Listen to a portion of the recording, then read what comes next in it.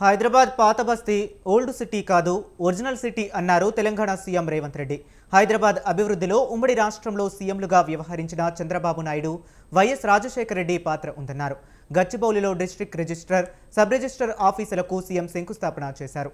IT, Musi ప్రక్షాళన, Telangana rising 2047 అంశాలను ప్రస్తావించిన రేవంత్, రాబోయే 10 ఏళ్లలో $1 బిలియన్ ఎకానమీగా తీర్చిదిద్దుతామన్నారు. 2004 నుంచి 2014 వరకు ఆనాటి ముఖ్యమంత్రులు చంద్రబాబు నాయుడు గారు, డాక్టర్ వైఎస్ రాజశేఖర రెడ్డి గారు ఈ ప్రాంతాన్ని అభివృద్ధి చేయడంలో వందల సంవత్సరాల నుంచి వీళ్ళందరూ నిర్విరామంగా కృషి చేయడం వల్ల ఈరోజు ప్రపంచ చిత్రపటంలో ఒక గొప్ప నగరంగా మన నగరానికి కీర్తి ప్రతిష్టలు దక్కినాయి. అదేవిధంగా ఆనాడు టీడీపీ కాంగ్రెస్ ప్రభుత్వాలు తీసుకొచ్చిన విధానాలలో ముఖ్యంగా ఈరోజు మనందరం రాజీవ్ గాంధీని గుర్తు చేసుకుంటున్న సందర్భం. గచ్చిబౌలి ప్రాంతం ఫైనాన్షియల్ డిస్ట్రిక్ట్ కావచ్చు, లేకపోతే నాలెడ్జ్ పార్క్ ప్రాంతం కావచ్చు, రాయదుర్గ ప్రాంతం కావచ్చు. ప్రపంచంలో ఉండే 500 ఫార్చ్యూన్ కంపెనీలలో 85 ఫార్చ్యూన్ కంపెనీలు ఈరోజు ఈ ప్రాంతంలో వాళ్ళ కార్యక్రమాలను నిర్వహిస్తున్నాయి. ఐటీ దిగ్గజాలైన ఇన్ఫోసిస్, మైక్రోసాఫ్ట్ నుంచి మొదలు పెడితే గూగుల్ లాంటి సంస్థలు ఈరోజు ఇక్కడ అత్యధిక ఉద్యోగ అవకాశాలు కల్పించిన టీసీఎస్, హెచ్సిఎల్, కాగ్నిజెంట్ లాంటి సంస్థలు ఈ ప్రాంతంలో లక్షలాది మంది సాంకేతిక నిపుణులు, ముఖ్యంగా గ్రామీణ ప్రాంతాలలో నుంచి చదువుకున్న యువకులు ఈరోజు ఐటీ రంగంలో రాణిస్తున్నారంటే ఆనాడు దేశానికి రాజీవ్ గాంధీ గారి కంప్యూటర్ని పరిచయం చేసిండు. మురికి నగరంగా, వసతులు లేని, వర్షాలు వస్తే నీళ్లు నిండి, చినుకు పడితే ట్రాఫిక్ జామ్లతోని ప్రభుత్వ కార్యాలయాలకు వెళ్తే ఒక నరక కూపానికి వెళ్ళినట్టుగా వాటిని అట్లనే వదిలేద్దామా?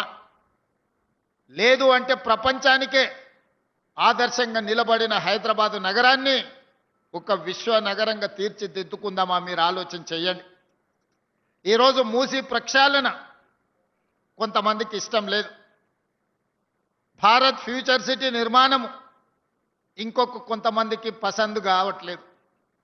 తెలంగాణ రాష్ట్రంలో ప్రజాపాలన ఏర్పాటు చేసిన తర్వాత ఒక పక్కన సంక్షేమ పథకాలను అమలు చేస్తూనే వాయు వేగంగా ఆగిపోయిన అభివృద్ధిని, సాంకేతిక నైపుణ్యాన్ని అందిపుచ్చుకొని మన నగరాన్ని అభివృద్ధి చేయాలని ఈరోజు నిర్ణయం తీసుకున్నాం. అందులో భాగంగానే తెలంగాణ రైజింగ్ 2047 అనే ఒక విధానపరమైన ప్రణాళికను సిద్ధం చేస్తున్నాము. 2047కి మనకు స్వతంత్రం వచ్చి 100 సంవత్సరాలు పూర్తి చేసుకోబోతున్నాం.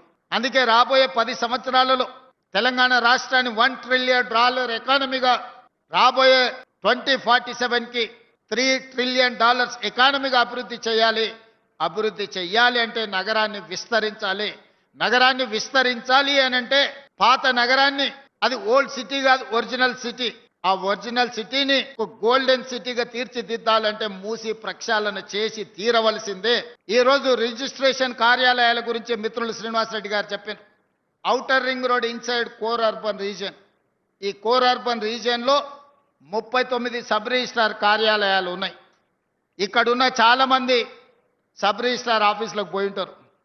కూర్చోవడానికి కూర్చుండదు, నించోవడానికి జగా ఉండదు. గంటల కొద్ది అక్కడ ఉంటే బాత్రూమ్ పోదామంటే ఇక్కడ కనిపించదు. ఎక్కడ మెట్ల మీద ఎక్కితే పాన్ పరాగులు తిని ఊంపించి మనం ఎక్కడ కాలు పెడితే జారి పడతామో అన్న పరిస్థితులు ఈరోజు ప్రభుత్వ కార్యాలయాలు ఉన్నాయి. అభివృద్ధి చెందినం అంటున్నాం, ఐటీ దిగ్గజ కంపెనీలు మన దగ్గర ఉన్నాయి అంటున్నాం, మైక్రోసాఫ్ట్, ఇన్ఫోసిస్, గూగుల్ మన దగ్గర ఉన్నాయి అంటున్నాం, హెచ్సిఎల్, కాగ్నిజెంట్, టీసీఎస్ ఇక్కడ ఉందంటున్నాం. కానీ మన బుద్ధి, మన ఆఫీసుల తీరు మారడం లేదు.